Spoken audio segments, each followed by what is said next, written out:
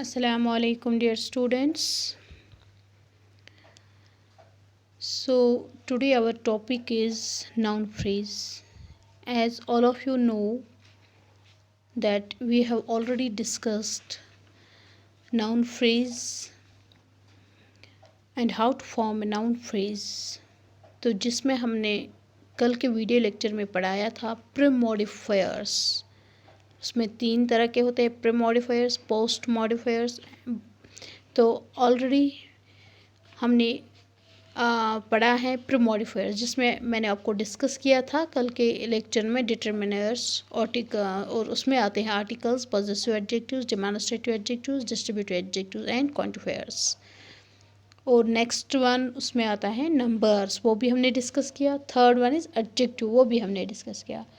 So today we are going to discuss post modifiers. Premodifiers मैंने तो discuss किया था, अब आज के लेक्चर में हम करेंगे पोस्ट मॉडिफायर्स।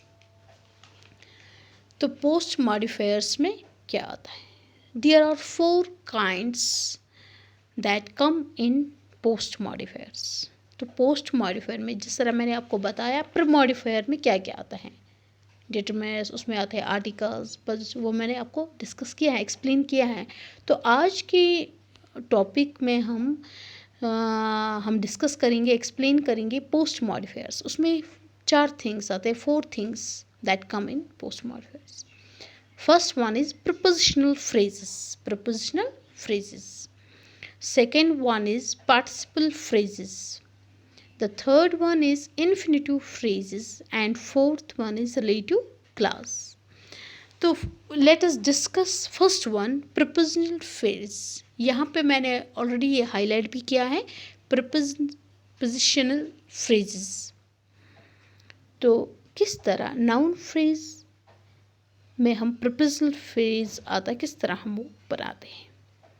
अब देखो विद एग्जाम्पल्स आप ये समझ जाएंगे कि प्रपोजिशनल फ्रेज क्या होता है, कैसे बनता है। She is a girl with no tantrums, ये है prepositional phrase. She is a girl with no tantrums, वो एक लड़की है जिसके नखरे नहीं हैं।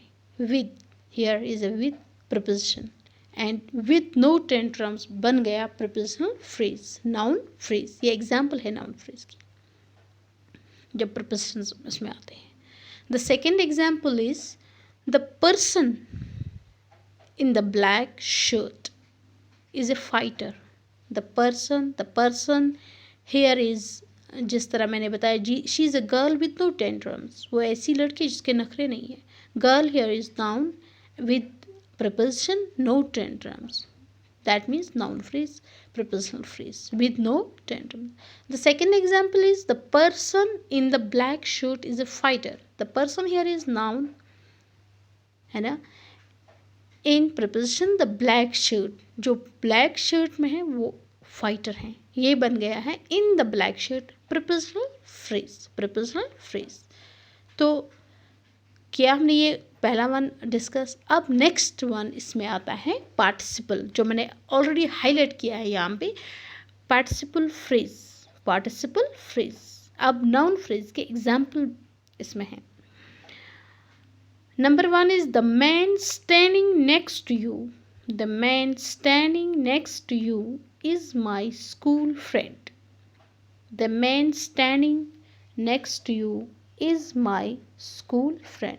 यहाँ पे present participle phrase,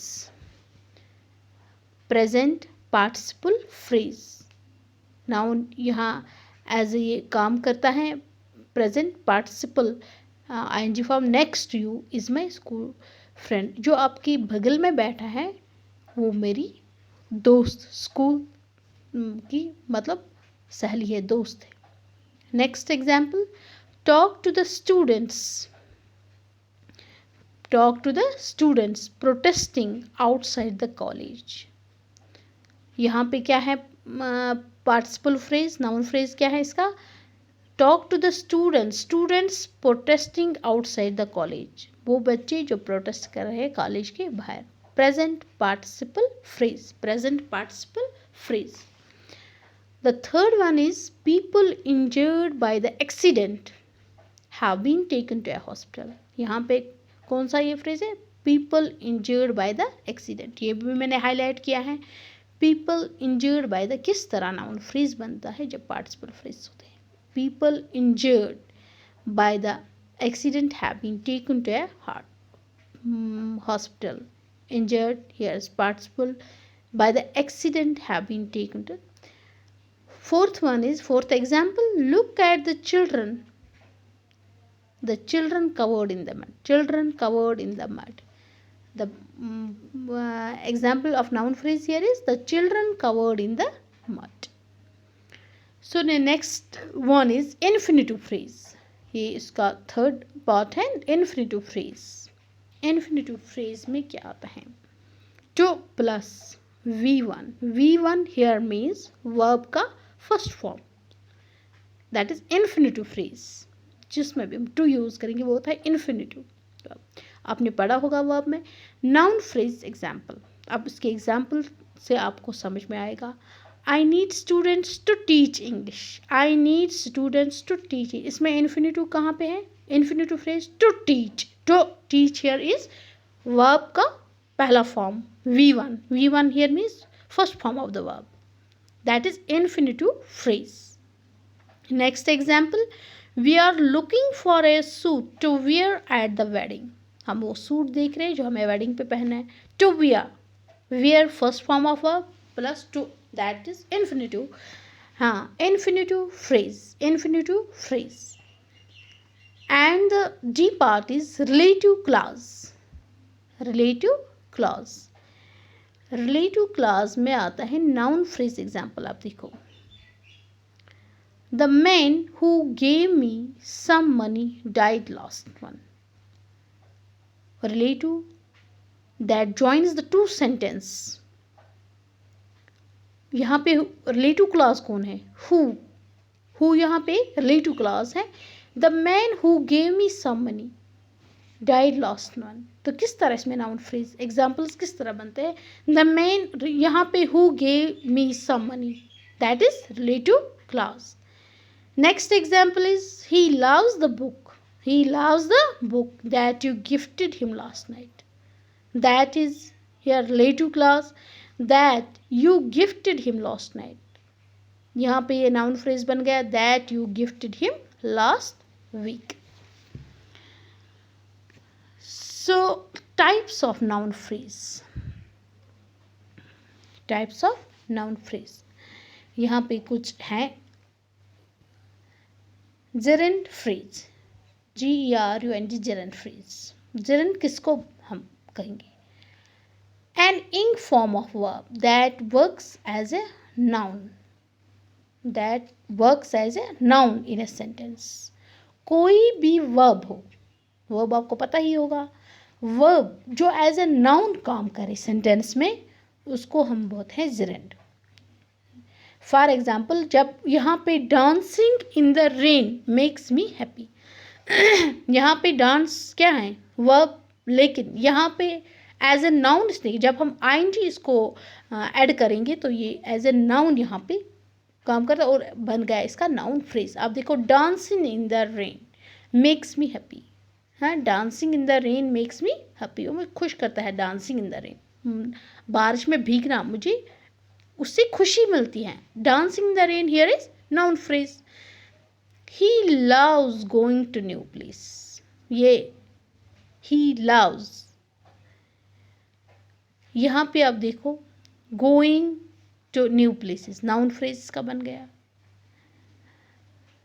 he loves going to a new place. Second example. इसी तरह इन्फिनिटिव क्लास में किस तरह नाउन फ्रेज होते हैं? इन्फिनिटिव टू ऑलरेडी मैंने आपको डिस्कस किया है. To plus first form of verb works as a noun. It can also works as an adjective and an adverb.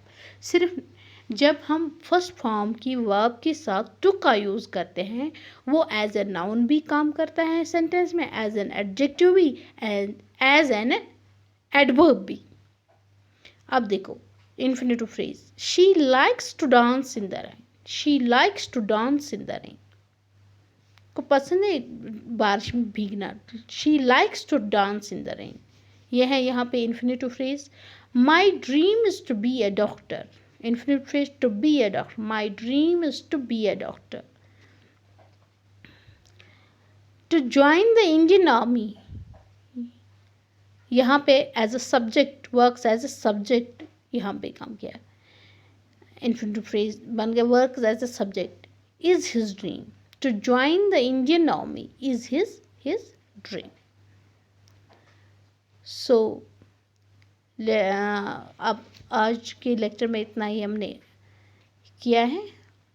So that's our today's topic. Thanks.